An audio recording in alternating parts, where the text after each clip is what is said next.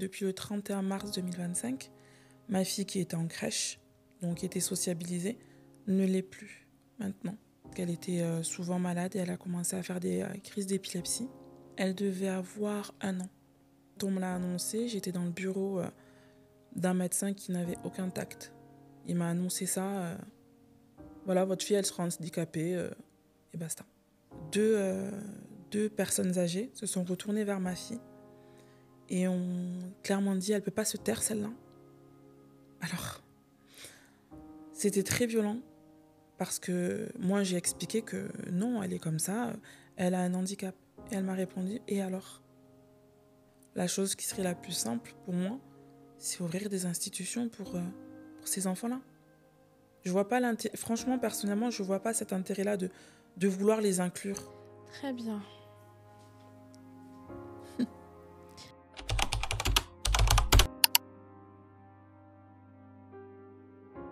Du coup, on va commencer par une question très simple.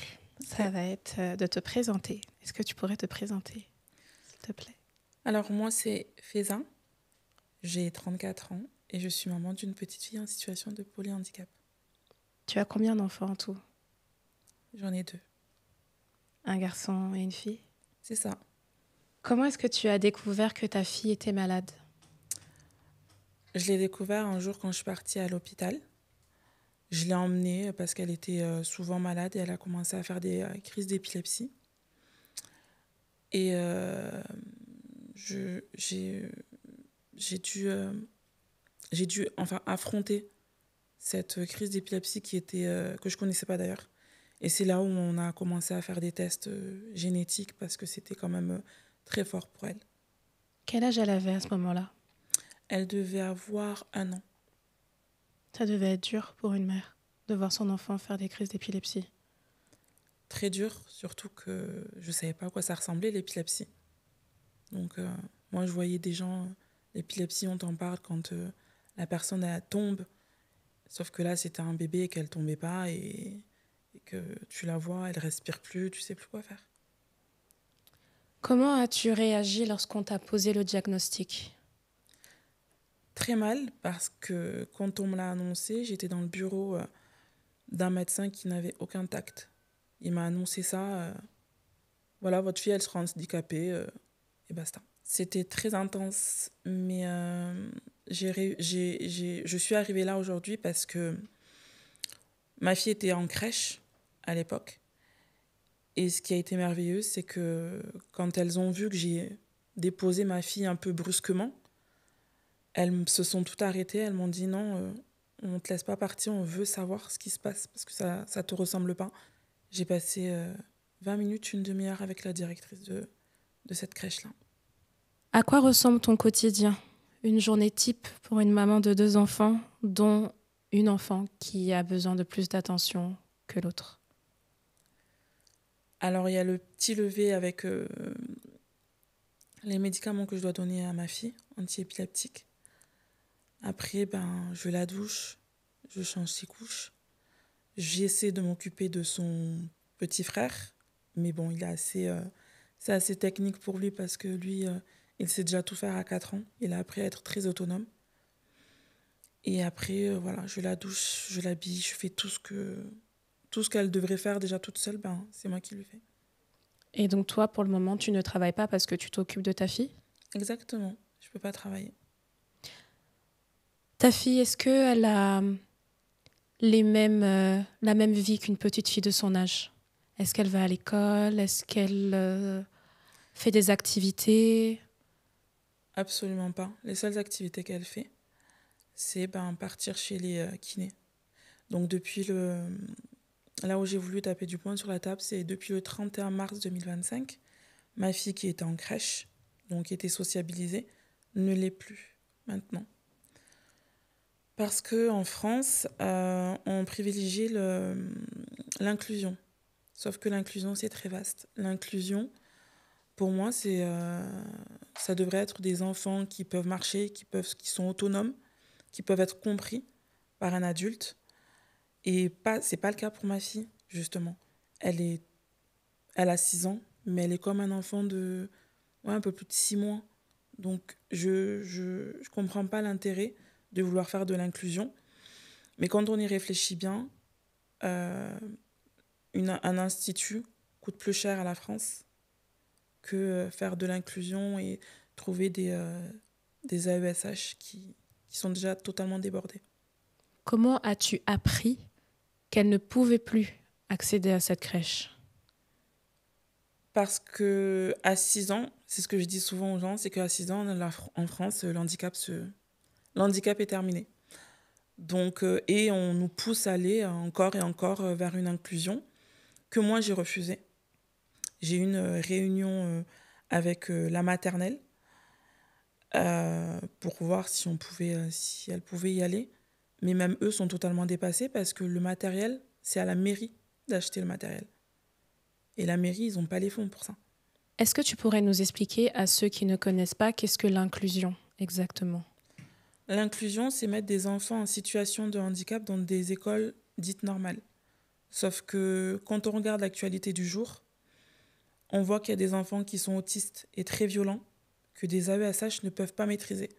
Et qu'on peut forcément virer pour préserver la santé des autres enfants, ce que je peux comprendre. Mais pour ma fille, encore une fois, c'est pas possible. J'ai peur qu'elle morde à notre enfant, que je sois encore à me battre. Et franchement, je suis très fatiguée de me battre déjà avec toutes les institutions ici. Je vais pas encore me battre avec des parents parce que ma fille aurait eu un mauvais geste envers un enfant. C'est pas possible. Sans s'en rendre compte en plus. Exactement. Et c'est pas méchant ce qu'elle fait. C'est juste que voilà, c'est une petite, elle aime bien les cheveux, donc elle aime bien torpiller dedans. Mais c'est vrai que si elle fait ça à notre enfant, je suis pas sûre que la mère ou le père accepte, ce qui est normal. Tu essaies de scolariser ton enfant à l'école, tu te bats pour ça, pour qu'elle ait une vie normale comme une petite fille de 6 ans. À quoi est-ce que tu te heurtes en premier? Du mépris, de l'incompréhension, du rejet? De l'incompréhension et du rejet. D'ailleurs, j'ai une petite anecdote ça m'est arrivé la semaine dernière avec le papa de ma fille. On est parti dans un magasin. Ma fille, je ne sais pas pourquoi, elle a commencé à crier très fort. Il y a une dame qui s'est retournée. Donc on était 6 à rentrer dans le magasin. Deux personnes âgées se sont retournées vers ma fille et ont clairement dit, elle ne peut pas se taire celle-là. Alors, c'était très violent parce que moi j'ai expliqué que non, elle est comme ça, elle a un handicap. Et elle m'a répondu, et alors? C'est parti très très loin. Je préfère pas dire les mots que j'ai prononcés, mais c'était très... Elle m'a fait sortir de moi en fait, parce que je me bats pour ma fille. On peut pas parler comme ça de ma fille, c'est pas possible. Elle a rien demandé, c'est un petit cœur, c'est un amour, elle est très... elle aime tout le monde, quoi. Elle fait pas la différence, elle peut tendre les bras vers toi, enfin voilà. Et ça, je l'ai pas supporté. À quelle fréquence est-ce que tu es confronté à ce genre d'attitude vis-à-vis des autres? Oh, assez souvent. Mais la plupart des gens, ils parlent pas, ils regardent. Et puis, il y a des gens qui sont assez sensés pour voir qu'il y a quelque chose qui va pas, il y a un handicap. Donc, ils vont rien dire. Mais cette dame-là, c'était... je sais pas. Je sais pas comment l'expliquer. C'était méchant, c'était... il y avait rien d'autre à dire, en fait. Est-ce que tu arrives à trouver un soutien de la part d'institutions, de médecins, de mairies, d'écoles, d'établissements? Soutien... alors déjà, mon premier soutien, ça sera toujours ma mère, qui est toujours là, H24, pour sa petite fille. J'ai pu créer des liens avec la maternelle, qui s'est battue aussi pour expliquer que l'inclusion, c'était pas possible. Des médecins, son neurologue et son pédiatre, qui m'ont beaucoup soutenue pour dire que c'était pas la peine d'envisager une scolarité normale. Enfin, ce serait mettre l'enfant en danger. Je vais peut-être me répéter, mais c'est quoi les excuses qu'on te donne justement lorsqu'on te dit que ça n'est pas possible de la faire entrer en maternelle, que ça n'est pas possible de lui donner ce dont elle a besoin comme fourniture? C'est quoi les excuses qu'on te donne? L'argent. Tout est une excuse d'argent, en fait. Parce que, enfin, je me mets à la place de la mairie. Moi, je pense que c'est pas à la mairie de payer, c'est à l'État. Vu que l'État veut l'inclusion, c'est à l'État, c'est pas à la mairie. Les mairies, je pense qu'elles souffrent déjà assez. Elles ont des petits budgets. C'est l'État qui devrait subventionner tout cela. Pourquoi est-ce que tu ne lâches pas? Qu'est-ce qui fait que tu ne baisses pas les bras malgré les refus? Parce que je suis une maman battante. Avant d'avoir mes enfants, j'étais déjà une battante. Donc là, ma fille, euh, comme on dit, c'est ma petite bénédiction en fait. C'est comme je te disais tout à l'heure, quand j'ai rencontré la fameuse directrice de la crèche, je me suis posée quand même une demi-heure avec elle. Elle me connaissait pas, je la connaissais pas plus que ça. Mais elle m'a dit, tu sais, je suis pas croyante, mais si on t'a donné cette petite fille, c'est qu'on savait que tu allais te battre pour elle. Et je me battrai jusqu'à mon dernier souffle. Qu'est-ce que ça a fait ressortir en toi? Est-ce qu'il y avait des choses que tu ne connaissais pas chez toi qui ont ressurgi ou qui ont surgi? Non, il n'y a rien y a rien qui a ressurgi parce De la que résilience peut-être? possible. Mais je suis une battante, que ça soit pour moi, que ça soit pour les autres. Je me suis toujours battue pour les autres. J'aime pas l'injustice, j'aime pas qu'on parle mal aux gens. Je suis un peu, entre guillemets, je suis un peu partout et je gêne un peu là où je passe parce que le handicap, c'est vaste. Tu as des handicaps qui ne se voient pas et tu as des handicaps qui se voient. Et je trouve que on se bat pas assez pour le handicap. Je trouve que c'est une farce en fait en France. Voilà, on nous donne de l'argent. Là, moi, on me donne de l'AESH. Je suis considérée comme aidante. Et on estime que la Caster, elle a de l'argent, c'est bon, quoi. Tu dois te contenter de ce qu'on te donne déjà. Exactement. Moi qui ai toujours travaillé, quand je leur dis, non, il faut qu'elle soit dans un centre, ma fille, il faut que je puisse travailler, il faut que je puisse subvenir à ses besoins, ça les intéresse pas. Tu as dit que ta fille avait 6 ans, mais avait les réflexes et l'attitude, la vie d'une petite fille de 6 mois, c'est ça? 6 mois, 1 an. 6 mois, 1 an? Ouais. Est-ce qu'il y a un progrès qui peut être espéré de sa part, lié à son handicap, sa maladie? Honnêtement, je sais pas. C'est une maladie rare, en plus. Donc, on peut pas voir pour plus tard. Mais j'ai foi en ma fille et je sais que... On disait que ma fille ne marcherait jamais. Aujourd'hui, elle marche avec un déambulateur. Donc, c'est pas les médecins qui décident. C'est la façon dont je me bats et dont Tiana se bat. Est-ce qu'elle parle? Elle parle? Non, elle parle pas. Elle babille. Selon toi, pourquoi est-ce que le handicap gêne encore en France? Pourquoi est-ce qu'on le banalise autant? Parce que ça intéresse personne, je pense. Vraiment, je pense que je me suis battue.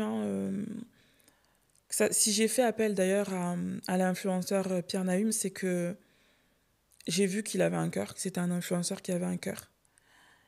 Et c'est grâce à lui d'ailleurs aujourd'hui si je pense que j'ai pu obtenir une place en centre. Et le handicap, les gens s'en foutent parce que ça ne les concerne pas, clairement. Et on est touché par le handicap que quand ça nous arrive. Voilà, c'est tout. Sinon, quand je vois les gens se balader en France, là, ils s'en foutent. C'est pas le problème. Ils savent pas ce qu'on ressent. Ils pensent que l'argent est largement suffisant. Mais c'est pas suffisant. Derrière, il y a beaucoup de choses. Moi, je te parle d'un truc, ça va peut-être être choquant ce que je vais te dire, mais j'ai vu il y a pas longtemps, il y a une maman en fait qui avait tué ses 2 enfants en situation de handicap. Ça peut paraître bizarre, mais je peux la comprendre. Parce que personne n'est soutenu. Personne. Vraiment, je pèse mes mots, personne n'est soutenu. Vous êtes marginalisé. C'est ça. C'est exactement ça. Quand je te parle de... Je me suis battue, j'ai quand même envoyé des courriers à M. Macron, Mme Macron, à des ministres. Enfin, tout ce que j'ai pu faire, je l'ai fait. J'ai peut-être obtenu 2 réponses de ministres. Mais voilà, c'est des lettres bateaux, quoi. Il faut savoir que la poussette, c'est pas une poussette normale que j'ai. Je suis censée avoir une poussette médicalisée. Donc ça, quand tu regardes sur Internet, si tu veux une poussette médicalisée qui soit un peu potable, etc., faut payer dans les 3 000 euros, hein. Et si tu veux une poussette, moi j'appelle ça les poussettes vraiment handicapées, c'est gratuit, enfin c'est la CPAM qui paye. Ben, la poussette, faut l'avoir, quoi. C'est une horreur. Et tout ce qui touche à l'handicap, ça vaut une blinde. Les sièges auto, ça vaut une blinde. Poussette, ça vaut une blinde. Enfin, on a l'impression que les gens, en fait, sur le handicap, c'est là où ils se font le plus d'argent. Alors qu'on est déjà assez, handicapé comme ça pour, demander des montants astronomiques. Aujourd'hui, l'éducation de Tiana, du coup, repose sur toi. Exactement, c'est ça, uniquement sur moi. Est-ce que tu pourrais nous dire qu'est-ce que tu fais? Alors, déjà, c'est moi qui la mets donc, dans son fameux déambulateur, hein, pour qu'elle puisse marcher. Je l'emmène à ses cours. Tous les mercredis, elle a des cours à côté de chez moi. Tous les mercredis et vendredis. Et c'est très dur de rester quand même avec une adulte. Je suis sa mère. Donc forcément, j'aurai des gestes, je vais vouloir l'aider à manger. Alors que dans une institution, on les laisse un peu faire comme ils veulent. Et H24, 7 jours sur 7, avec un adulte, j'ai pas ces gestes-là. Tu sais, de devoir l'aider à faire ça, ou bien la maintenir pour qu'elle puisse... J'ai pas tout ça, je suis aidante, mais c'est pas mon métier, c'est ma fille. Je le ferai parce que, voilà. Mais c'est pas mon métier. Et c'est ça qui est très compliqué, c'est que moi, je suis très fatiguée. Et pourtant, j'ai que 34 ans, je suis très fatiguée. Et elle, je pense que ça la pèse aussi, parce que parfois, je suis pas bien. Mais c'est normal Elle de le me ressent. battre. Ah oui, elle le ressent énormément. Parce que tu peux pas, je peux pas me battre partout. Je suis partout. C'est partout. Vraiment, il n'y a pas d'autre mot. Je suis partout. Je suis son chauffeur. Je la douche. Je fais tout pour ma fille. D'où est-ce que tu puisses ta force? Que ce soit tous les matins ou tous les soirs pour commencer une nouvelle journée. Je pense dans ma foi. J'ai foi, tout simplement. Et je me battrai jusqu'à la fin de façon pour ma fille. J'ai pas trop le choix. Mais ce qui me fait plus peur, c'est après moi. C'est juste ça. Mais et j'ai aussi une famille extraordinaire et des personnes qui m'accompagnent, entre guillemets, qui sont top. Je sais qu'il y a d'autres personnes qui sont dans un cas plus difficile que le mien, donc je prends et j'encaisse. J'aurais une dernière question, c'est quel progrès est-ce que tu espères voir dans 10 ans chez Tiana? Avec les aides que tu as là, les aides que tu espères avoir, quel progrès est-ce que tu espères voir dans 10 ans? Qu'elle puisse parler, ou se faire bien comprendre du moins, et qu'elle marche sans déambulateur, qu'elle soit propre, qu'elle puisse se laver toute seule. Enfin, voilà, dans 10 ans, je veux qu'elle soit autonome. Voilà, de l'autonomie. Même si c'est pas à 100%, mais de l'autonomie. Ça me semble important. Et je veux aussi te dire que quand tu es confronté au handicap en France, hein, parce que quand j'en ai parlé au tout début, sur le live de Pierre, les gens, ils me disaient, mais oui, mais t'as des aides, enfin, de quoi tu te plains, quoi. Les aides, c'est bien, pour les gens qui veulent en profiter, je dénigre personne, mais une maman comme moi qui est toujours travaillée, ça devrait être temporaire. C'est pas parce que on perçoit une aide que ça doit être définitif. Et le problème de la France, c'est que c'est toujours ça. On va vous donner de l'argent et puis voilà, vous faites ce que vous avez à faire. C'est pas suffisant, hein. Pour exemple, conseil départemental en tant qu'aidante, il me verse 475 euros. Je fais quoi avec 475 euros? Ça paiera ni mes factures, ça paye pas les couches de ma fille. C'est trop peu en tant qu'aidante. Pour une personne qui va plus du tout travailler, c'est pas possible. Et ça, personne n'en a conscience et tout le monde reste sur le fait que tu as de l'argent de la CAF, tu as de l'argent du conseil départemental, ça devrait largement te suffire. C'est trop peu. Faut pas attendre que ça nous arrive. Parce que le handicap, toi et moi, on marche. Demain, on peut tomber sur un chauffard. Et c'est là où tu verras que, mince, le handicap, c'est donc ça. Tu sais pas ce que les gens vivent tous les jours.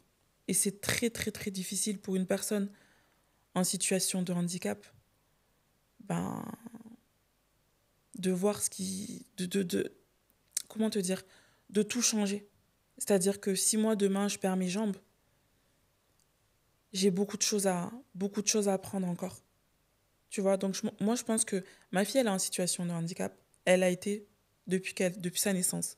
Donc, il n'y a rien qui va... Elle ne pourra pas envier quelqu'un qui demain, n'aura plus ses jambes et qui, lui, va rentrer maintenant dans le handicap à 30 ans, 40 ans. Enfin, c'est très dur. Mais il ne faut pas juger. Faut pas juger une personne qui est en situation de handicap. C'est très méchant. Et avec les temps qui courent, de toute manière, il y a tellement de combats à mener. Je te parle du handicap, mais je te parle aussi des choses qui me touchent dans le sens où il y a des enfants aujourd'hui qui sont harcelés, qui sont très méchants et qui finissent par se pendre. En tant que mère, je trouve ça horrible. Tu vois ? Moi, ma fille, je la vois là, je me dis, j'espère jamais qu'elle se fasse harceler. C'est pour ça que l'inclusion, je comprends pas comment on peut inclure des enfants en situation de handicap avec des enfants dits normaux, surtout s'ils comprennent pas. En maternelle, je trouve que les enfants, ils sont déjà méchants entre eux. En primaire, encore plus, et au collège, n'en parlons pas. Quel est ton cri de guerre aujourd'hui ? Qu'est-ce que tu veux ?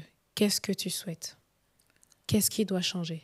Alors, il y a un truc que j'adore dire, c'est que en France, on dit fraternité, liberté, égalité, fraternité. Liberté, j'en ai pas. L'égalité, je la vois encore moins pour ma fille. Et la fraternité, très peu. Parce que je trouve que les gens, on se méprise un peu tous. Dès qu'on voit que ma fille est en situation de handicap, c'est très compliqué. Et il n'y a rien de pire, en fait. Donc, liberté, égalité, fraternité, pour les personnes en situation de handicap, je suis désolée, ça n'existe pas. Donc, il faut faire bouger les choses. Et les seules personnes qui peuvent faire bouger les choses, c'est nous, les parents qui souffrent tous les jours et qui n'ont pas la force de se battre. Je peux les comprendre. Quand tu vois la paperasse de la MDPH, quand tu vois que pour un moindre document, il faut demander l'accord à tel, etc., se faire financer des poussettes. Non, mais je sais pas où on va, mais ça va pas du tout. C'est très compliqué, le handicap.